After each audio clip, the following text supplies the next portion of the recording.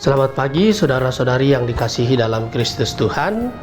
Mari kita mengawali hari yang baru ini dengan mendengarkan firman Tuhan yang diambil dari Injil Lukas bab 1 ayat 46 sampai dengan 56. Tuhan bersamamu.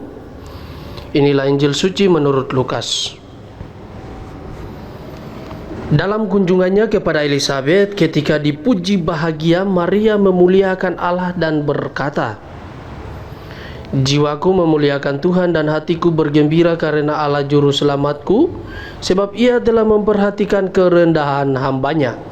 Sesungguhnya mulai sekarang segala keturunan akan menyebut aku bahagia, karena Yang Maha Kuasa telah melakukan perbuatan-perbuatan besar kepadaku, dan namanya adalah kudus.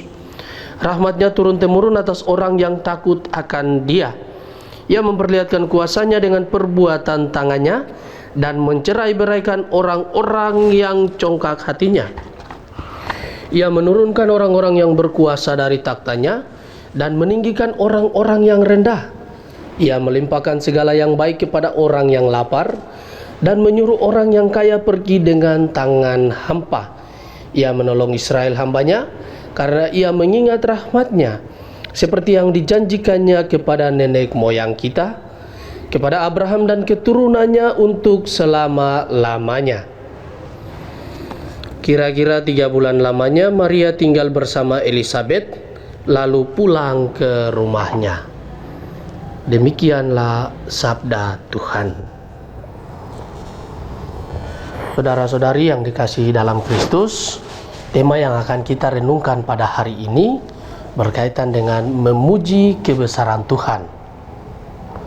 Saudara-saudari, Injil hari ini berbicara tentang syukur dan pujian Maria kepada Tuhan yang biasa disebut dengan Magnificat. Menarik bahwa di dalam kata Magnificat terkandung kata Magnus yang artinya besar. Dengan demikian, pujian Maria adalah pujian besar atau pujian yang agung. Pujian yang agung ini keluar dari kebesaran hati Maria dalam menggapai kehendak Allah. Maria telah menjawab ya terhadap tawaran kasih Allah. Ia rela mengandung dan melahirkan Sang Juru Selamat dunia. Segala keturunan menyebut Bunda Maria sebagai orang yang paling berbahagia, bukan karena Bunda Maria menghasilkan karya-karya yang spektakuler agar dipuji orang. Ia hanya berusaha untuk melakukan hal-hal kecil sehari-hari dengan cinta yang besar. Ia mau hidup dan bekerja sama dengan siapapun agar orang lain diringankan beban penderitaannya. Tujuan dari setiap hal yang dikerjakan oleh Bunda Maria adalah untuk kepentingan orang lain. Maka dengan sukarela dan berani menempuh perjalanan yang jauh, ia menuju tanah Yehuda untuk menolong saudaranya yang sedang menantikan kelahiran putranya pada masa tuanya. Satu-satunya kekuatan yang diandalkan Bunda Maria adalah setia mendengarkan Tuhan dan percaya penuh akan sabda Allah. Ia menghayati hidup sebagai hamba Allah yang sejati dengan melaksanakan apa yang dikehendaki Allah bagi dirinya. "Sesungguhnya aku ini hamba Tuhan, terjadilah padaku menurut perkataanmu." Berbuat banyak adalah hal yang dilakukan oleh Maria. Dia melakukannya dengan imannya agar nama Allah dimuliakan dan umat manusia diselamatkan. Saudara-saudari yang dikasihi dalam Kristus, percayalah bahwa Tuhan membuat segala sesuatu indah pada waktunya di dalam hidup kita ini.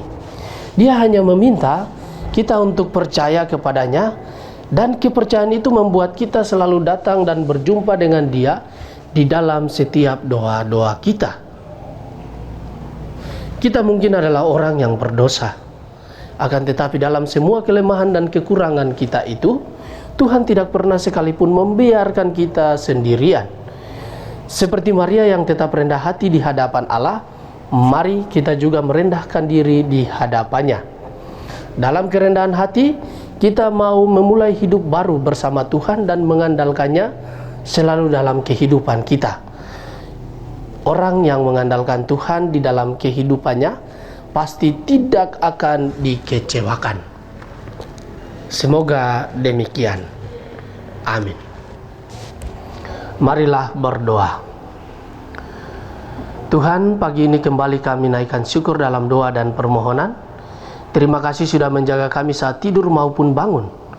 Terima kasih untuk udara sejuk dan segar pagi ini. Tuhan, kami hendak beraktivitas. Kami mohon tuntunan dan pemeliharaan-Mu. Jauhkanlah kami dari yang jahat dan berilah kami kekuatan dan kesehatan.